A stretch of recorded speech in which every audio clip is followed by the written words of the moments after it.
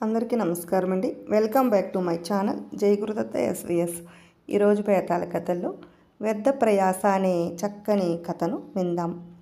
పట్టువదలని విక్రమార్కుడు చెట్టు వద్దకు తిరిగి వెళ్ళి చెట్టుపైన శవాన్ని దించి భుజాన వేసుకుని ఎప్పటిలాగే మౌనంగా శ్మశానం కేసు నడవసాగాడు. అప్పుడు శవంలోని వేతాళుడు, రాజా, నీ వ్యర్థ ప్రయాస చూస్తూ ఉంటే నాకు భీమసేన మహారాజు జ్ఞాపకం వస్తున్నాడు. నీలాగా ఆయన కూడా తలకు మించిన పనికి పూనుకుని చివరకు విఫలుడయ్యాడు. శ్రమ తెలియకుండా ఉండగలందుకు నీకు ఆ కథ చెబుతాను విను అంటూ ఈ విధంగా చెప్పసాగాడు. ప్రాగ్జ్యోతిష నగరంలో పౌండ్రీకుడు అనే మహా విద్వాంసుడు ఉండేవాడు. ఆయన సమస్త శాస్త్రాలు చదివినవాడు. కోరినట్టయితే ఆయనకు రాజాశ్రయం సులువుగా లభించి ఉండేది. కానీ ఎక్కడ చూసినా రాజధర్మం అడుగంటున్నట్టు కనిపించడం చేత పౌండ్రీకుడు స్వతంత్రంగా బతకకోరి మంత్రశాస్త్రంలో కృషి చేసి అనేక అసాధారణమైన శక్తులను సంపాదించాడు. ఇంతేకాక హిమాలయాలకు వెళ్ళి అక్కడి గుహల్లో కూర్చుని యోగ విద్య అభ్యసించి అనేక సిద్ధులు సాధించాడు. ఆ తర్వాత అతను ప్రజలకు తన అద్భుత శక్తులను ప్రదర్శించి చూపుతూ వచ్చాడు. కాలక్రమేణా పౌండ్రీకుడి ఖ్యాతి ఆ దేశపు రాజైన భీమసేన మహారాజుకు తెలియవచ్చింది. ఆయన పౌండ్రీకుడిని పిలిపించాడు. రాజాజ్ఞ కదా అని పౌండ్రీకుడు వచ్చాడు. వెంటనే భీమసేన మహారాజు పౌండ్రీకుడిని చీకటి కొట్టులో బంధింపచేసి అన్నపానాలు లేకుండా ఏడాది పాటు ఖైదు చేశాడు. ఏడాది అయిన తర్వాత చీకటి కొట్టు తలుపులు తెరవగా పౌండ్రీకుడు చచ్చిపోలేదు సరికదా, ముప్పూటలో సుష్టిగా భోంచేస్తున్న వాడిలాగా మిసమిసలాడుతూ నవ్వు ముఖంతో బయటకు వచ్చాడు. పౌండ్రీకుడు మంత్రసిద్ధి కలవాడని భీమసేన మహారాజుకు స్పష్టంగా తెలిసిపోయింది. ఏడాది పాటు అన్నము నీరు లేకుండా ఉన్నవాడు దేనికైనా సమర్థుడే. అందుచేత భీమసేన మహారాజు పౌండ్రీకుడిని ఎలాగైనా నిర్మూలించాలని నిశ్చయించుకున్నాడు. పౌండ్రీకుడు రాజుతో, ఇక నాకు సెలవిప్పించండి అన్నాడు. ఎందుకు వెళ్ళిపోవటం అన్నాడు భీమసేన మహారాజు. ఇక్కడ ఉంటే మీరు నా ప్రాణాలు తీస్తారు కనుక అన్నాడు పౌండ్రీకుడు. అదేమీ లేదు, వెళ్ళాలని ఉంటే అలాగే వెళ్ళవచ్చు, భోజనం చేసి మరీ వెళ్ళు అన్నాడు రాజు. భోజనాలు చేసేటప్పుడు పౌండ్రీకుడు పాయసం గిన్నెను దగ్గరకు తీసుకుంటూ, ఇది మనమిద్దరము చెరిసగము తాగాలని నా కోరిక అన్నాడు. ఒక గిన్నెలో నుంచి ఇద్దరు తాగాలంటే ఎవరో ఒకరు ఎంగిలి పాయసం తాగాలి.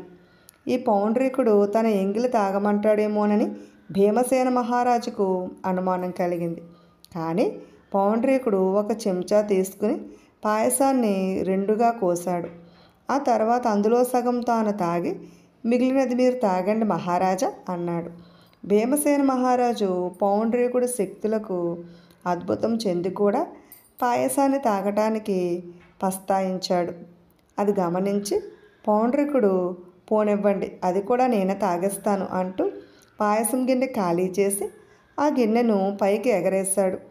ఆ గిన్నె దాదాపు కప్పు దాకా వెళ్ళి కొంతసేపటి వరకు అక్కడే అటు ఇటు ఊగుతూ ఉండిపోయి తర్వాత కింద పడిపోయింది. ఈ వింతను చూసి భోజనాలు చేస్తున్న వారంతా నివ్వెరపోయారు.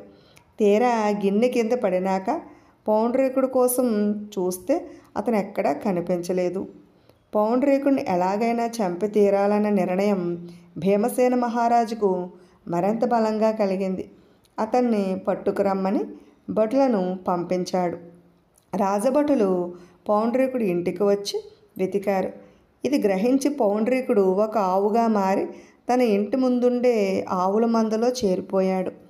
భటులు తెలివైన వాళ్ళు.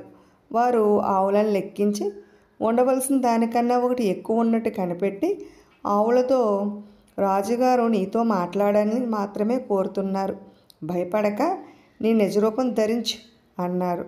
అప్పుడు ఒక ఆవు మందలో నుంచి ముందుకు వచ్చి మనిషి గొంతుతో, ఇది నిజమేనా అని అడిగింది. ఆవే పౌండ్రీకుడే ఉంటాడు అనుకుని భటులు దాన్ని పట్టుకోబోయారు. అంతలోనే ఆవులన్నీ ముందుకు వచ్చి ఇది నిజమేనా అని అడిగాయి. ఏ ఆవును తీసుకుపోవాలో తెలియక భటులు వచ్చిన దారిని పట్టారు. కొంతకాలం గడిచింది. రాజుగారి అనుగ్రహం సంపాదించుకోరిన వాడెవడో వెళ్ళి పౌండ్రీకుడు ఫలానా చోట ఉన్నాడు అని చెప్పాడు. రాజు తన భటులను పంపాడు. పౌండ్రీకుడు కావాలనే వారికి దొరికిపోయాడు. ఇలా దొరికిన పౌండ్రీకుడిని రాజుగారి ఖైదులో పెట్టించాడు. తర్వాత అతన్ని చిత్రహింసలు చేయటానికి భటులు రాగా వారికి 2 పౌండ్రీకులు విడివిడిగా కనిపించారు.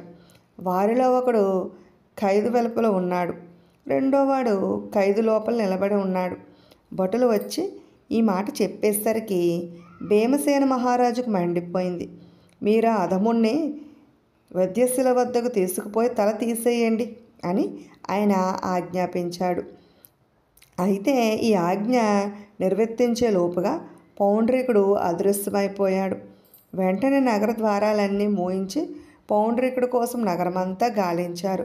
పౌరులు కూడా రాజభటులకు తోడ్పడ్డారు. ఆ మనిషి ఎలా ఉంటాడు అని పౌరులు అడిగితే రాజభటులు పౌండ్రీకుడిని వర్ణించి చెప్పారు. కానీ అదే వర్ణనకు సరిపోయే వాళ్ళు 100ల సంఖ్యలో పౌరులకు కనపడసాగారు.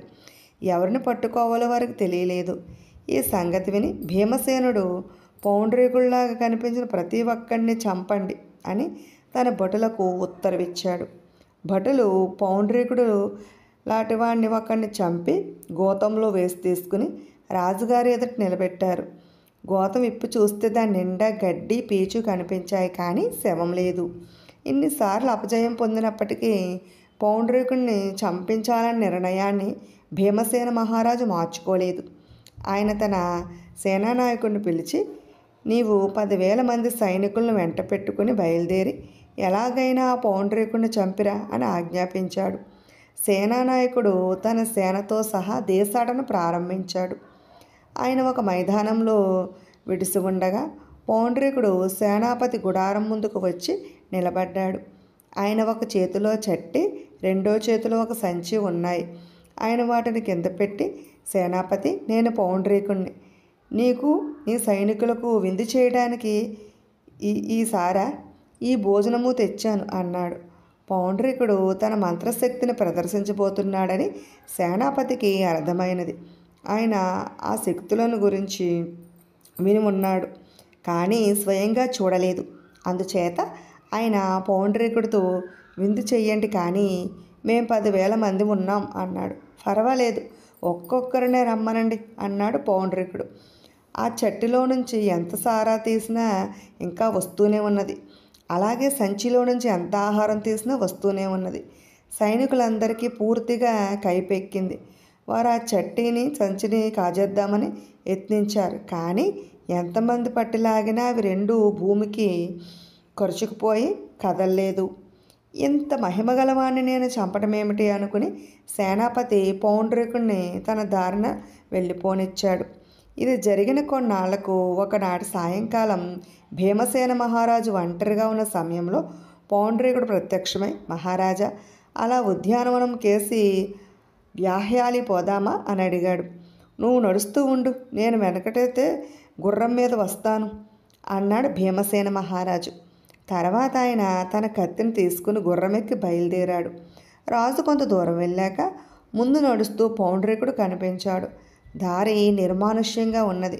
దబ్బున పౌండ్రీకుడిని సమీపించి తన కత్తితో అతని తల నరికేద్దామని రాజు గుర్రాన్ని మరింత వేగం తోలాడు.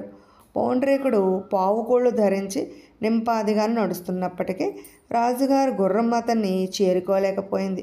అతి వేగంతో అది చాలాసేపు పరిగెత్తి నురుగులు కక్కుతూ పడిపోయింది.